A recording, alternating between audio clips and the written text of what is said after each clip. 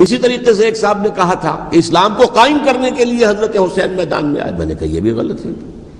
اسلام تو 60 سال پہلے قائم ہو چکا تھا. نبی اکرم صلی اللہ علیہ وسلم کے دستے مبارک سے اسلام قائم ہو گیا. جاء الحق وزهق الباطل ان الباطل کان زهوقا. پھر 30 برس تک وہ کامل شکل کے اندر قائم رہا. تو اسلام جو ہے وہ جو ہے در حقیقت اب قائم کرنے والی بات نہیں تھی. البتہ اس کے اندر زوال شروع ہو گیا تھا.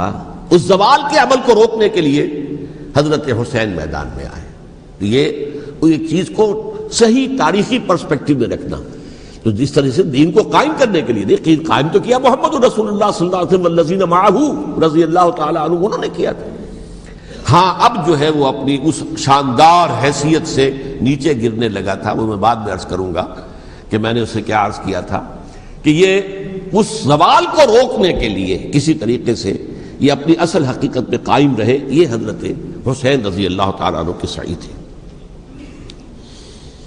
اچھا حضرت امیر معاویہ کے جو 20 سال ہیں وہ پورے امن سکون اطمینان, کوئی جھگڑا, کوئی فساد, کوئی اختلاف, کوئی باہمی فانت جنگی, کچھ 20 سال.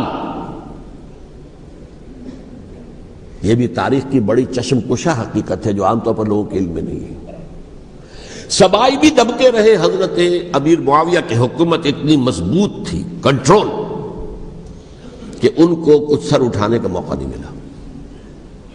موجود تھے, دبکے رہے. جیسا کہ میں نے کہا ریولوشن کے آخری مرحلے پر آ کر جو مخالفین ہیں وہ دب جاتے ہیں کہ پھر دیکھیں گے موقع ملے گا تو پھر لیں گے ان سے حساب کتاب. 20 سال رہے ہیں پورے امن کے.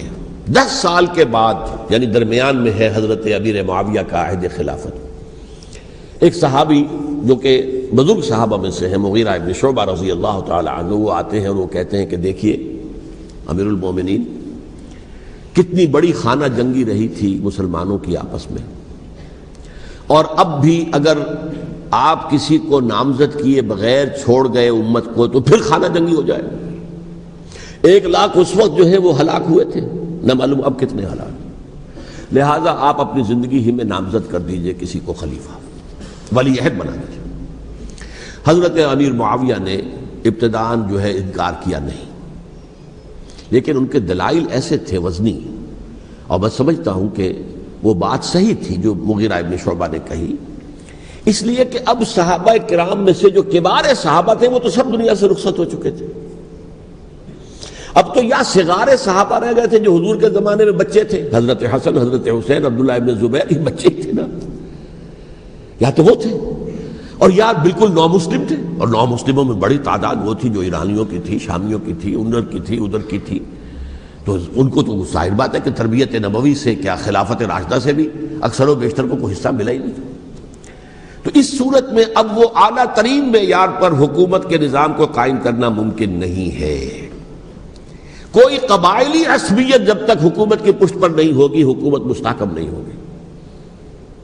یہ گویا کہ ایک جس کو کہتے ہیں کہ حقیقت بینی, واقعیت پسندی, ایک آئیڈیلزم ہے اور ایک ریئلزم ہے کہ آپ فیکٹس آن دی گراؤنڈ کو غور کریں, سوچیں اس کے اوپر اور پھر کوئی فیصلہ کریں. اس اعتبار سے پھر حضرت امیر معاویہ نے بات مان لی اور بیعت لے لی لوگوں سے حضرت یزید کے لیے کہ یہ خلیفہ ہوں گے میرے بعد. اس کو ولی عہدی کہتے ہیں. اچھا, اس وقت 5 افراد ایسے تھے کہ جنہوں نے اس سے اختلاف کیا. یہ بات بہت اہم ہے. میرا کتابچہ ہے سانحہ کربلا, اس کے کچھ نسخے آج یہاں ہوں گے, آپ لوگ پڑھیے اسے غور سے اور پھیلائیے تاکہ حقیقت سامنے آئے.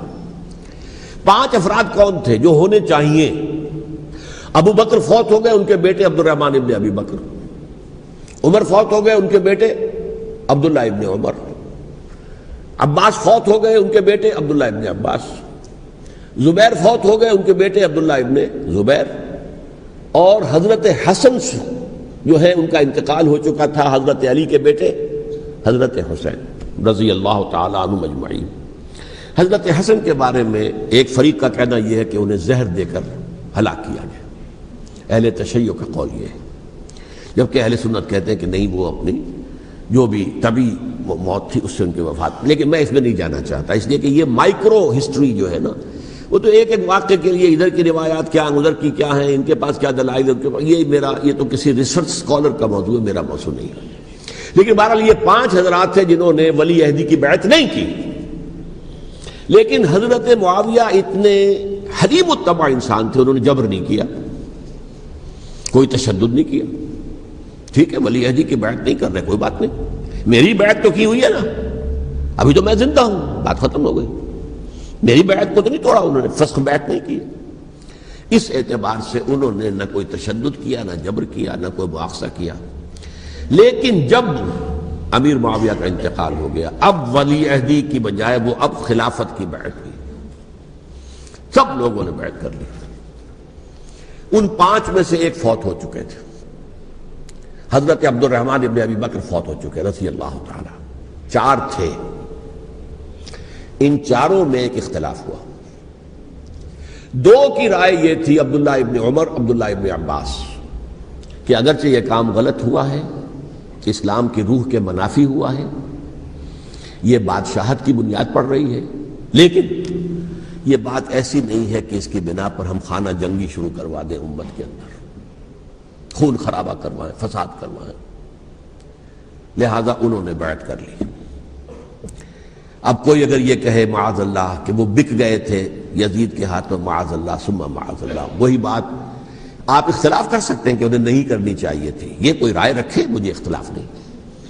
لیکن ان کی نیت پر حملہ کریں گے تو حملہ محمد رسول اللہ پر ہوگا صلی اللہ علیہ وسلم. عبداللہ ابن عمر کون ہیں؟ کتنی حدیثیں ان سے جو ہے وہ منقول ہیں. عبداللہ ابن عباس کون ہیں؟ جنہیں حضور نے جو ہے جن کے لیے دعا کی تھی، اے اللہ فقہہ فی الدین وعلمہ التاویل، اے اللہ اس نوجوان کو دین کا فہم عطا کر اور قرآن کی تعویل اور تفسیر کا علم عطا کر. حبر الامہ کہلاتے ہیں. وہ کہیں پیسوں اور ٹکوں کے عوض بک جانے والے نہیں تھے. انہوں نے امت کی مصلحت دیکھی، نیت جو ہے اس پر حملہ نہ کیجیے. البتہ اختلاف کا حق آپ کو حاصل ہے. 2 حضرات جو ہے ڈٹے رہے کہ نہیں، ہمیں کم وٹ میں ریزسٹ کرنا ہے. عبداللہ ابن زبیر عمر کے اعتبار سے وہ بڑے ہیں. مسلمانوں میں سب سے پہلے ولادت مدینے میں جا کر جو ہوئی ہے وہ عبداللہ ابن زبیر کی ہوئی ہے. ہجرت کر کے جب مہاجرین وہاں پہنچے، کچھ عرصے تک کسی کے ہاں کوئی اولاد نہیں ہوئی، تو لوگوں نے تانے دینے شروع کر دیے کہ معلوم ہوتا ہے کہ یہاں آ کر یہ مکے کے رہنے والے جو ہے کمزور ہو گئے ہیں، ان کے ہاں اولاد ہی نہیں ہو رہی. پھر عبداللہ ابن زبیر کی ولادت ہوئی ہے. یہ حضرت ابو بکر کے نواسے ہیں. حضور کی زوجہ محترمہ حضرت عائشہ کی بہن حضرت دیکھیے ابھی نام نکل گیا ہے جی، حضرت اسماء رضی اللہ تعالی عنہا عنہما، یہ ان کے صاحبزادے ہیں، حضرت زبیر کے بیٹے. ان کا فیصلہ ہوا کہ ہمیں رجسٹ کرنا ہے کم وقت میں، ایٹ اینی کاسٹ. حضرت حسین ابن علی رضی اللہ تعالی عنہما کا بھی فیصلہ ہوا کہ ہمیں رجسٹ کرنا ہے کم وقت میں. البتہ ان میں بھی ایک اختلاف ہو گیا، یعنی یہ 2 تو جڑے رہے، ان 2 میں اختلاف ہو گیا. عبداللہ ابن زبیر کا کہنا یہ تھا کہ ہمیں حجاز میں رہنا چاہیے، یہ سرزمین ہے جس میں نبوت کی برکات سب سے زیادہ ہیں، یہاں ہم مضبوط قلعے کے اندر ہیں، ہمیں یہاں سے جو ہے رجسٹ کرنا چاہیے اور ختم کرنا چاہیے اس نظام کے اندر جو خرابی آ گئی ہے اس کو. حضرت حسین رضی اللہ تعالیٰ عنہ کے پاس خطوط کا تانتا بنا ہوا تھا. کوفے سے لوگ خط لکھ رہے تھے، آئیے آئیے آئیے، ہم آپ کے ہاتھ پر بیعت کریں گے، ہم آپ کے ہاتھ پر بیعت کریں گے، ہم آپ کے ہاتھ پر بیعت کریں گے. یہی وہ کوفہ جو حضرت علی کا دارالخلافہ رہا تھا اور جو پھر سبائیت کا گڑھ بن گیا تھا. چنانچہ حضرت حسین نے حضرت مسلم بن عقیل کو بھیجا وہاں پر کہ میرے نمائندے کی حیثیت سے جا کر وہاں پر بیعت لو. 10-12 ہزار افراد نے بیعت کر لی. لیکن اس کے بعد یزید کی طرف سے گورنر بنا کے بھیجا گیا ابن زیاد کو. ابن زیاد نے آ کر جو تشدد کیا اور سختی کی تو سب کے سب بیعت توڑ کر اور سب منحرف ہو گئے. مخلصین تو وہ تھے نہیں. الکوفی لایوفی، کوفی جو ہے وہ تو کوئی وعدہ وفا کرنے والا ہوتا ہی نہیں، بیعت توڑ دی. فمن نقص فانما ينقص على نفسه، بیعت کے بعد بیعت توڑ دینا بہت بڑا گناہ ہے، توڑ دی. ادھر اطلاع مل گئی حضرت حسین کو، چل چکے تھے وہ، راستے میں تھے، کہ وہاں تو مسلم بن عقیل شہید ہو گئے اور سب لوگوں نے بیعت توڑ دی. اب واپس جانا چاہتے تھے لیکن مسلم بن عقیل کے بیٹے جو ہے اڑ گئے. یہ عرب کی اپنی ایک جو ہے پرانی ان کی حمیت اور ان کا قبائلی نظام کہ اب ہم اپنے والد کے خون کا قصاص لیے بغیر نہیں جائیں گے. حضرت حسین رضی اللہ تعالیٰ عنہ کی مروت اور شرافت کہ یہ میرا ساتھ دینے کے لیے آئے تھے، اب میں ان کا ساتھ نہ دوں تو یہ تو شرافت و مروت کے خلاف ہے. کہا اچھا چلو چلتے. وہاں جا کر بھی عین اپنے میدان کے اندر بھی حضرت حسین رضی اللہ تعالیٰ عنہ نے 3 چیزیں پیش کی ان کوفیوں کے لشکر کے خلاف. سب سے بڑا لشکر کے اندر سب سے بڑے تو کوفی تھے جنہوں نے بیعتیں کی ہوئی تھی حضرت حسین کے ساتھ. دیکھو مجھے جانے دو واپس حجاز کی طرف، یا مجھے سرحدوں پر بھیج دو تاکہ میں کافروں کے ساتھ جنگ کرتے ہوئے اپنی جان دے دوں، یا مجھے یزید کے پاس جانے دو، میں اپنا معاملہ اس سے طے کر لوں. لیکن کوفیوں کو یہ گوارا نہیں تھا. اگر یہ یزید کے پاس پہنچ گئے تو ہمارا کچا چٹھا بیان کر دیں گے کہ مجھے تو ان لوگوں نے ورغلا کر بلایا تھا. اس لیے کہ دیکھیے حضرت امیر معاویہ کے 20 سالوں کے دوران میں بتا چکا ہوں ان کی حکومت اتنی مستحکم تھی کہ اس کے خلاف کوئی فتنہ اٹھانا ممکن نہیں تھا. اب چونکہ ایک چینج اوور ہوا تھا، اور چینج اوور میں آپ کو معلوم ہوتا ہے کہ ایک جس کو کہتے ہیں every thing is in the melting پاٹ، ابھی تو یہ درمیان کے اندر معاملہ ہے. تو انہیں موقع ملا، سر اٹھایا حضرت حسین رضی اللہ تعالیٰ عنہ کو، جو خطوط لکھے جس کے کہ تھیلے کے تھیلے اور بوریوں کی بوریاں بھری ہوئی حضرت حسین کے ساتھ تھی، وہ کہا کہ آئیے ہم آپ سے بیعت کریں گے. انہوں نے نہیں مانا. اور اصل میں حضرت حسین کے قاتل وہ کوفی ہیں، وہ بزدل، وہ منافق، جنہوں نے بیعت کر کے بیعت توڑی. اور اب وہ آ گئے کہ اگر یہ حسین رضی اللہ تعالیٰ عنہ بچ کر کہیں یزید کے پاس پہنچ گئے تو پھر ہمارا کچا چٹھا جو ہے وہ سامنے آ جائے گا اور ہماری پھر شامت آ جائے گی. لہذا انہوں نے قتل کیا حضرت حسین کو رضی اللہ تعالیٰ. ایک بات جو علامہ ڈاکٹر قلب صادق نے فرمائی، اور میرے علم میں یہ بات پہلے نہیں تھی، وہ یہ کہ حضرت حسین کے قتل کا فتویٰ ایک بہت بڑے مفتی نے دیا تھا. یہ بات بھی ذرا سمجھ لیجیے. حضرت حسین رضی اللہ تعالیٰ عنہ کے قتل کا فتویٰ ایک بہت بڑے مفتی نے دیا تھا. کیوں دیا تھا؟ اس لیے کہ حضور کی احادیث موجود ہیں کہ جب ایک شخص کی ایک خلیفہ کی بیعت ہو جائے تو دوسرا اگر کھڑا ہو تو اسے قتل کر دو. کھلی حدیث. اسی لیے ایک بہت بڑے مفسر بھی ہیں، فقیہ بھی ہیں، قاضی ابن العربی رحمۃ اللہ علیہ. ایک ابن عربی ہیں الف لام کے بغیر، ابن عربی، وہ بہت بڑے صوفی ہیں، فلسفی ہیں، اندلس کے ہیں. یہ قاضی ابن العربی ہیں جنہوں نے قرآن کی ایک تفسیر لکھی ہے اس اعتبار سے کہ صرف ان آیات کی تفسیر جن سے کہ فقہی احکام جو ہیں ان کا استنباط ہوتا ہے. یہ 2 تفسیریں اس طور سے لکھی گئی ہیں قرآن مجید کی. احکام القرآن ان کا نام ہے دونوں کا، جن میں سے ایک جو ہے قاضی ابن العربی کی ہے. ان کا ایک جملہ نقل ہوتا ہے، قتل الحسین بسیف جدہ، حسین قتل ہو گئے اپنے ہی نانا کی تلوار سے. وہ تلوار کیا تھی؟ جب کسی کی بیعت ہو چکی ہو پھر کوئی کھڑا ہو مدعی خلافت، قتل کر دو. میرے نزدیک حضرت حسین مدعی خلافت نہیں تھے. یہ بات اس وقت سامنے لوگوں کے نہیں آئی، بلکہ حکومت نے یہ باور کرا دیا کہ یہ تو باغی ہے، یہ مدعی ہے خلافت کے. انہوں نے تو دعویٰ نہیں کیا خلافت، وہ تو صرف اس عمل کو روکنے کے لیے میدان میں آئے تھے. اور اس بات کو اچھی طرح سمجھ لیجئے کہ اس وقت تک یہ جو تصور آج ہمارے پاس ہے کہ ریاست علیحدہ ہے، حکومت علیحدہ ہے، state of Pakistan, we are loyal to the state of Pakistan, ہم ریاست پاکستان کے وفادار ہیں، گورنمنٹ آف پاکستان کے وفادار نہیں ہیں. We are not loyal to the government. Government تو کبھی بے نظیر کی تھی، ہم اس کے خلاف تحریک چلا رہے تھے، یا کبھی کسی اور کی تھی اس کے خلاف تحریک چل رہی ہے، یا کبھی ضیاء الحق کی تھی اس کے خلاف تحریک چل رہی ہے. گورنمنٹ کو بدلنا تو عوام کا حق ہے. آج اس وقت نہیں تھا، اس وقت ریاست اور حکومت کا کوئی فرق نہیں تھا. لہذا جو حکومت سے اختلاف کرے گویا کہ باغی ہے. یہ ہے اصل میں وہ پیچیدہ مسئلہ کہ کیوں کسی مفتی نے فتویٰ دے دیا.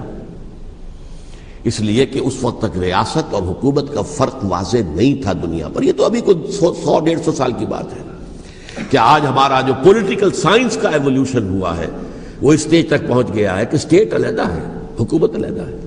حکومت تو اسٹیٹ کے 3 آرگنز میں سے ایک آرگن ہے. ایڈمنسٹریشن حکومت کی ہے، جوڈیشری ہے اور لیجسلیچر ہے. 3 آرگنز ہیں بڑے بڑے، ان میں سے ایک ہے. تو حکومت کو بدلنا تو عوام کا حق ہے، چاہے وہ ووٹ کے ذریعے بدلیں، چاہے ایجوکیشن اگر پرامن ایجیٹیشن ہے اس سے حکومت کو بدلنے کا حق حاصل ہے دستوری طور پر ہر اعتبار سے. اس وقت یہ نہیں تھا، لہذا صورتحال یہ بن گئی کہ حکومت وقت نے باور کرا دیا مسلمانوں کو. ورنہ سوچئے نواسۂ رسول کو قتل کرنا کوئی آسان کام تھا؟ آخر سب کلمہ گو تھے کہ نہیں تھے؟ کلمہ گو تو تھے نا، اور حضور سے عقیدت اور محبت میں کمی. لیکن یہ کہ فتویٰ، اگر ایک بہت بڑے مفتی کا، جو کہ حضرت علامہ ڈاکٹر کلب صادق صاحب نے فرمایا، مجھے اس مفتی کا نام بھی معلوم نہیں، کہ ایک مفتی ہی کا فتویٰ تھا وہ، جس کے بنا پر اب ان لوگوں نے حضرت حسین کو قتل کیا. اور یہی وجہ ہے کہ انہوں نے پھر خیموں کو بھی آگ لگا دی. وائی؟ حالانکہ دیکھیے اگر دشمنی کا انتقام ہوتا تو حضرت علی بن حسین جو بیمار تھے، جو بعد میں زین العابدین رحمت اللہ علیہ کے نام سے پھر یہ اہل تشیع کے چوتھے امام معصوم ہیں، حضرت علی، حضرت حسن، حضرت حسین، اور پھر حضرت علی بن حسین زین العابدین رحمت اللہ علیہ، کیا ان کو بھی قتل کر دیتے؟ حضرت حسین کی نسل ہی ختم ہو جاتی. لیکن نہیں کیا. آگ کیوں لگائی؟ آگ اس لیے لگائی کہ وہ جو ڈاکومنٹری پروف ہے ہماری غداری کا یزید کے خلاف حضرت حسین کو جو ہم نے دعوت دی، وہ جو ڈاکومنٹری پروف خطوط کی شکل میں موجود ہے وہ ختم ہو جائے، ڈسٹرائے ہو جائے. اس کے لیے انہوں نے خیموں میں آگ لگائی. بہرحال یہ ہے تاریخی پس منظر، یہ اسی سبائی فتنے کا تسلسل ہے جس نے سب سے پہلے حضرت عثمان کی جان لی رضی اللہ تعالیٰ عنہ. 5 سال تک مسلمانوں میں خانہ جنگی رکھی، حضرت علی کو پھر شہید کیا، اور اس کے بعد جو ہے 20 سال حضرت امیر معاویہ کے تو سر نہیں اٹھا سکے. لیکن پھر جب ایک چینج اوور ہو رہا تھا تو اس وقت انہوں نے موقع غنیمت سمجھا کہ اب کھڑے ہو جاؤ اور اب دوبارہ ایک فتنہ جو ہے اس کو امت کے اندر پیدا کر دو. اچھا، اس معاملے میں ایک بات جو میں نے وہاں کہی کہ ہمارے ہاں شاعرانہ جو مبالغہ آمیزی ہے، یہ میری گفتگو کا حصہ انہوں نے حذف کر دیا ہے. اور میں نے ایک سنی شاعر، بہت بڑے عالم، جن کے حوالے سے آج بھی میری تقریر ہوگی خالق دینہ ہال میں، مولانا محمد علی جوہر کے ایک شعر کے حوالے سے کہا کہ قتل حسین اصل میں مرگ یزید ہے، اسلام زندہ ہوتا ہے ہر کربلا کے بعد. میں نے کہا بالکل محمل شعر ہے، اسلام مرا ہی نہیں تھا، زندہ ہونے کا کیا سوال؟ اور اگر کسی درجے میں مزمحل یا زخمی ہوا تھا تو وہ تو رہا، کربلا کے بعد بھی رہا، یزید کی حکومت بھی رہی، بنو امیہ کی حکومت بھی چلی، کوئی تبدیلی تو نہیں آئی. یہ کیا کہہ رہے ہیں؟ اسلام زندہ ہوتا ہے کربلا کے بعد. میں نے کہا اسلام مرا نہیں تھا. جیسے میں نے یہ کہا کہ ملوکیت جو ہے وہ اب شروع نہیں ہوئی، ملوکیت تو 20 برس پہلے شروع ہو چکی تھی حضرت امیر معاویہ کے. لیکن ظاہر بات ہے کہ حضرت حسن نے، حضرت حسین نے اس کو قبول کیا، اور حضرت حسین نے تو پھر 10 سال تک ولی عہدی جو تھی چاہے بیعت نہیں کی لیکن اس کے خلاف میدان میں آ کر چیلنج تو نہیں کیا. اس اعتبار سے یہ معاملہ جو ہے اسلام زندہ ہوتا ہے کربلا کے بعد، یہ بے تکی بات ہے. ہاں، حضرت شاہ اسماعیل شہید رحمت اللہ علیہ کی اگر میں تشبیہ کو، تمثیل کو سامنے رکھوں تو اسلام کی عمارت 6 منزلہ ہے، 6ٹھی منزل ٹاپ کی وہ گر گئی، 5 منزلیں انٹیکٹ تھیں، اسلام مرا نہیں تھا. عدالت میں شریعت کے مطابق فیصلے ہو رہے تھے، قاضی تھے، مفتی تھے، شریعت نافذ تھی، اسلام کہاں مرا تھا؟ جبکہ خود کہہ رہے ہیں علامہ کلب صادق کے ایک مفتی کے فتوے سے ہی حضرت حسین کو قتل کیا گیا. اب وہ مفتی کی رائے، اس کی بدنیتی ہو، جو بھی ہو، وہ جانے، اللہ جانے. لیکن عام مسلمان کیا کریں؟ اس پہلو سے اسلام مرا نہیں تھا. ہاں، 1 منزل گر گئی تھی، وہ گری رہی، 1000 برس تک گری رہی، یہاں تک کہ آ کر مغربی امپیریلزم نے اس کے گرایا، ملوکیت کا معاملہ ختم کیا، اور وہ جبرین ملوکیت دوسری آ گئی. ورنہ وہی بادشاہی چلی ہے. بلکہ دور بنو امیہ میں وہ بادشاہی پوری طرح اس نے بالوں پر نہیں نکالے تھے، اصل بالوں پر تو اس نے نکالے ہیں دور بنو عباس میں آ کر. اور پھر سلاطین جو ہے ترک، جو ترک خلفاء ہے، ان کا بھی بادشاہت تھی، اور کیا تھا، وہ خلافت تو نہیں تھی. تو یہ تو اسلام میں جو بھی نقص واقع ہو گیا تھا، کبھی واقع ہو گئی تھی، وہ جو کی تو برقرار رہی. اس کو بھی تسلیم کیا. میں اللہ کا شکر ادا کر کے کہتا ہوں کہ دونوں حضرات، دونوں شیعہ دانشور اور بڑی اعلیٰ سطح کے جو شیعہ عالم تھے، انہوں نے اس بات کو تسلیم کیا اور میری اس بات کو چیلنج نہیں کیا.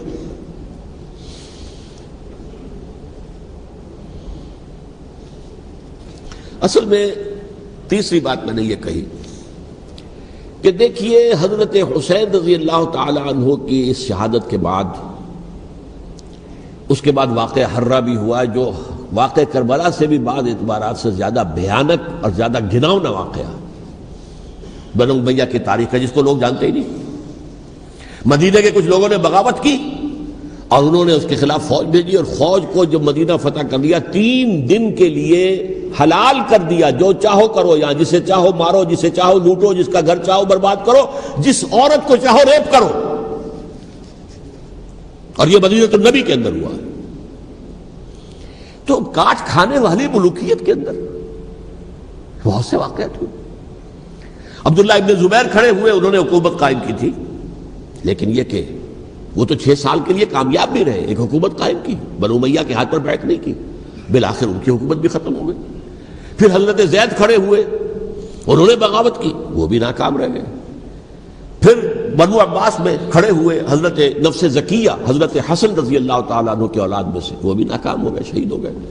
پھر یہ سمجھ لیا گیا کہ اب یہ جہاں تک چھٹی منزل ہے وہ تو دوبارہ تعمیر نہیں ہو سکتی، یہ تو جس کی لاٹھی اس کی بھینس، جس کے پاس طاقت ہوگی اس کی حکومت ہوگی، جس کا قبیلہ زیادہ قوی ہوگا، جس قبیلے میں زیادہ عصبیت ہوگی، مضبوط ہوگا، متحد ہوگا، طاقتور ہوگا، اسی کی حکومت ہوگی۔ البتہ اس کے نیچے لوگوں کے اخلاق کی اصلاح کرو۔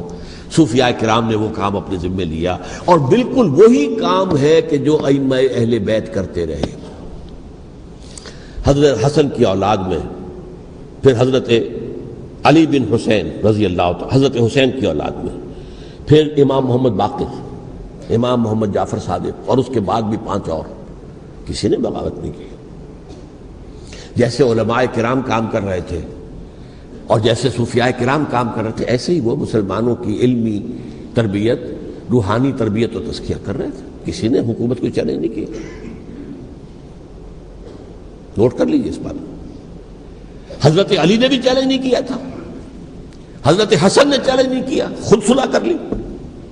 تو ائمہ اہل بیت جو 12 یہ گنتے ہیں، جن میں سے آخری جو ہے حضرت مہدی کو تو ابھی ظاہر ہونا ہے، ان کے عقیدے کے مطابق وہ روح پوش ہیں، وہ ظاہر ہوں گے، لیکن 11 حضرات کے بارے میں یہ کہ حضرت حسین کے سوا کسی نے بھی چیلنج نہیں کیا وقت کے نظام میں، اور حضرت حسین نے بھی اس مغالطے پر کیا کہ کوفی ساتھ دیں گے، اور یہ موقع ہے کہ یہ جو چھٹی منزل اسلام کی گر گئی ہے اسے دوبارہ تعمیر کر دیا جائے۔ انہوں نے خلافت کا دعویٰ نہیں کیا تھا، یہ انہیں عوام کو مغالطے میں مبتلا کیا گیا کہ یہ خلافت کا مدعی ہو کر سامنے آیا۔ جیسا کہ میں نے آپ سے کہا تھا، امیر معاویہ نے حضرت علی کے عہد خلافت میں کبھی خلافت کا دعویٰ نہیں کیا، مدعی خلافت نہیں تھے وہ تو یہ کہتے تھے کہ قاتلان حسین جو ہے، قاتلان عثمان کو سزا دو، قصاص دو، بس۔ اسی طرح حضرت حسین نے بھی، اب دیکھیے اس ضمن میں اس میں کوئی شک نہیں ہے، حضرت حسین رضی اللہ تعالی عنہ کی جو شہادت ہوئی ہے اور ان کے ساتھیوں کی، اعزاء و اقارب کی، تاریخ انسانی میں یہ عزم، ہمت، شجاعت، مثابرت، صبر، استقلال، استقامت، اس کی بہت روشن مثال ہے، بہت روشن مثال ہے، بہت روشن مثال ہے، لیکن اس سے تاریخ کی رفتار پر کوئی اثر نہیں پڑا۔ وہ جو ملوکیت آ گئی تھی وہ اور گہری سے گہری ہوتی چلی گئی۔ واقعہ کربلا کے بعد تو واقعہ حرہ ہوا، میں نے گنوا دیا آپ کو، اس سے زیادہ تو میرے خیال میں کہ اور ہمارے لیے لائق شرم جو ہے کوئی واقعہ ہے ہی نہیں اس پہلو سے۔ لیکن حضرت حسین کا ایک، اب ان کو یہ کہ میں، مطلب یہ کہ اگر میں ان کے ہاتھ پر بیعت کر لیتا ہوں، جو کہ اس وقت سامنے موجود تھے، کہ یزید کی بیعت تمہارے ہاتھ پر کرتا ہوں، تو گویا کہ اپنے آپ کو سرنڈر کر دیتے۔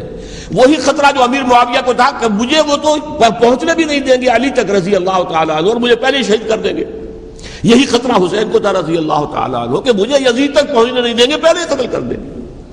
اور ویسے بھی یہ ایک شرافت، مروت اور حمیت اور غیرت اور عزت نفس کا تقاضا بھی تھا کہ بھائی معاملہ ہے یزید کا، میرا مجھے وہاں جانے دو، اللہ اللہ خیر سے نہ، یو کین اسکورٹ می، میرے دائیں بائیں چلو تاکہ میں کہیں اور بھاگ نہ جاؤں تمہارے خیال میں، مجھے وہاں پہنچا دو، میں وہاں پہ جا کے اس سے معاملہ کر لوں۔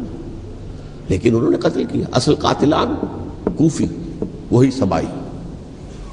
البتہ یہ ہے کہ اس واقعے کی جو یادگار ہے اس میں کوئی شک نہیں ہے کہ اس نے مسلمانوں میں سے ایک گروہ کے دل میں قربانی اور شہادت کا جذبہ بہت پیدا کیا، اس میں کوئی شک نہیں۔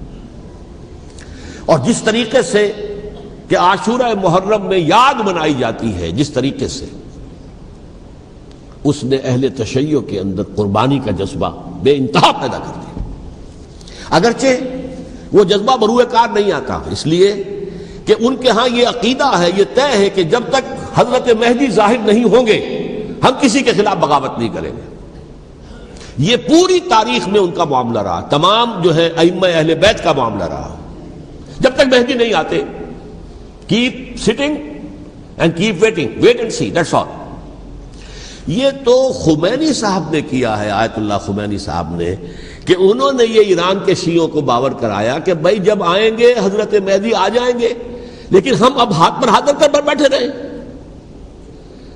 باطل کو چیلنج بھی نہ کریں، ہمیں کچھ تو کرنا چاہیے، وہ ہاتھ پاؤں ہلانے چاہیے، اور کچھ نہیں تو مہدی کا راستہ جو ہے صاف کرنا چاہیے، تمہید کرنی چاہیے، ان کے راستہ ہموار کیا جائے۔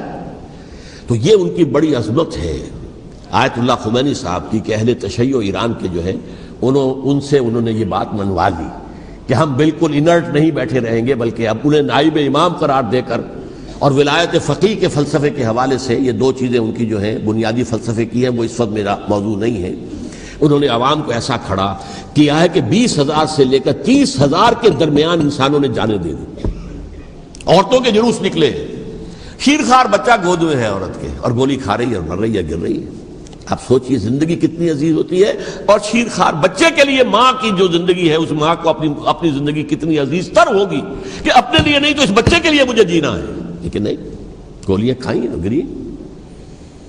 یہ جذبہ انہی میں ہے۔ واقعہ یہ ہے کہ اہل سنت کے اندر یہ جذبہ نہ ہونے کے برابر ہے، یہ میں واشگاف الفاظ میں کہہ رہا ہوں۔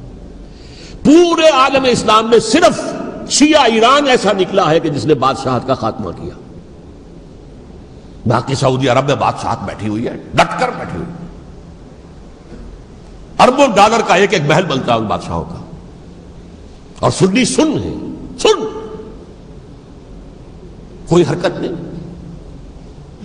وہ تو اب جو حرکت ہو رہی ہے وہ اینٹی امریکن حرکت ہے جو ہو رہی ہے، وہ در حقیقت وہ مسئلہ بالکل دوسرا ہے جو اس وقت ہو رہا ہے، لیکن یہ کہ عالم اسلام میں کوئی تحریک ایسے نہیں اٹھی۔ یہ اہل تشیع میں ہے جو بالکل استثنائی بات ہے کہ انہوں نے جو ہے ایسا بادشاہ جس کو کہا جاتا تھا کہ اس کا جو اسلحہ خانہ ہے وہ ایشیا میں سب سے بڑا اسلحہ خانہ ہے، جو 2500 سالہ پرانی جو ایک عظمت تھی ایران کی، اس کو دوبارہ تازہ اور زندہ کرنا چاہتا تھا۔ 2500 سالہ برسی اس نے منائی تھی، اس کے لیے ایک شہر آباد کیا تھا کہ خسرو یا سائرس یا ذوالقرنین قرآن مجید کی اصطلاح میں اس کی یادگار بنائی تھی، اور وہ سوچ رہا تھا کہ وہی عظمت دوبارہ ایران کی ہوگی جو کہ خسرو کے زمانے میں تھی، جس کا قرآن مجید میں سورہ کہف کے اندر ذکر ہے، مشرقی فتوحات، مغربی فتوحات، شمالی فتوحات۔ تو وہ بادشاہ ہے، اس کو بھاگنا پڑا وہاں قربانی کی وجہ سے۔ تو یہ جو ہے واقعہ کربلا نے، اس میں کوئی شک نہیں ہے کہ ایک ایسی مشعل روشن کی ہے جس کو کہ ہر شخص کو دیکھنا چاہیے۔ یہ بھی انسان، جیسے کہ اقبال نے ایک شعر کہا تھا غالب کے لیے، فکر انسان پر تیری ہستی سے یہ روشن ہوا ہے، پرے مرغ تخیل کی رسائی تاک ہو جا۔ تو فکر انسان پر حضرت حسین کی قربانی سے یہ واضح ہوا ہے کہ انسان کس حد تک جا سکتا ہے قربانی دینے کے لیے اپنے کسی مقصد کے لیے۔ مقصد ان کا جو تھا، میں نے اسی لیے آیت پڑھی تھی، معاذ اللہ ثم معاذ اللہ۔ میں ایک آخری بات جو کہہ رہا ہوں وہ نوٹ کر لیجئے، ایک خاص انتہائی نقطۂ نظر کے عام کیے جانے کی وجہ سے سنیوں میں بھی ایک انتہائی رد عمل پیدا ہوا ہے، ایکسٹریم رائٹسٹ سنیز۔ اگر ایک طرف سے حملہ کیا گیا ہے حضرت عثمان کی نیت پر، ان کو خیانت کا الزام لگایا گیا، ان پر اقربا پروری کا الزام لگایا گیا، حضرت ابو موسیٰ شریف پر خیانت اور غداری کا الزام لگایا گیا، یہ ساری چیزیں اگر صحابہ کرام کے اوپر ہوئی ہیں، امیر معاویہ پر، امیر اور عمرو بن العاص پر، تو جواب میں کچھ لوگ کھڑے ہو گئے، حضرت علی وہ اقتدار کے طالب تھے، معاذ اللہ ثم معاذ اللہ ثم معاذ اللہ۔ یہ اہل سنت کا موقف نہیں ہے۔ حضرت حسین اقتدار کے طالب تھے، ہرگز نہیں، ہرگز نہیں، ہرگز نہیں۔ وہی اصول جو میں نے بتایا تھا سب کے لیے لاگو رہے گا. وہ امیر معاویہ کے لیے ہے تو حضرت علی کے لیے بھی ہے, حضرت حسین کے لیے بھی ہے. یہ نیک نیت ہے. آپ ان کی کسی رائے سے اختلاف کر سکتے ہیں لیکن ان کی نیت پر حملہ نہیں کریں گے. نیت پر حملہ کریں گے آپ کا ایمان بالرسالت جو ہے وہ مجروح ہو جاتا. یہ رسول کے ساتھ بھی ہے, رسول نے ان کا تزکیہ کیا, یتلو علیہم آیاتہ ویزکیہم, اس کا سارا عمل محمد کا کیا ہوا صلی اللہ علیہ وسلم. تو صحابی کے معاملے میں یہ ہمارے ہاں ان کو اہل سنت جو ہیں جو معتدل مزاج کے, اور اکثریت ان کی, یہ تو چند لوگ ہیں ذرا قلم چلا لیتے ہیں تو ان کی بہت سی کچھ چھوٹی چھوٹی کتابیں بھی شائع ہو گئی ہیں بہت, لیکن انہیں اہل سنت نے قرار دیا ناسبی یا خارجی. جیسے خوارج نے کہا تھا حضرت علی بھی کافر ہیں اور حضرت امیر معاویہ بھی کافر ہیں, حضرت عمرو بن العاص بھی کافر ہیں معاذ اللہ ثم معاذ اللہ.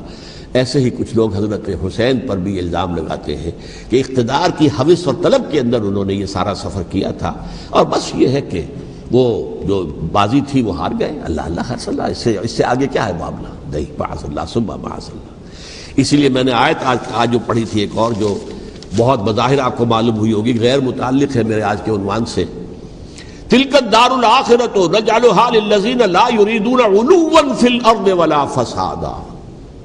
یہ سورہ قصص کے آخری آیات میں سے. دیکھو یہ آخرت کا گھر جو ہے وہ ہم خاص کر دیں گے ان لوگوں کے لیے جو اس زمین میں اپنے اقتدار کے طالب نہیں ہوتے. زمین میں اقتدار کے طالب ہوگے فساد ہو جائے گا. تم بھی طالب میں بھی طالب, جھگڑا ہوگا, لڑائی ہوگی, دنگا ہوگا, فساد ہوگا. تلک الدار الآخرۃ نجعلھا للذین لا یریدون علوا فی الارض ولا فسادا.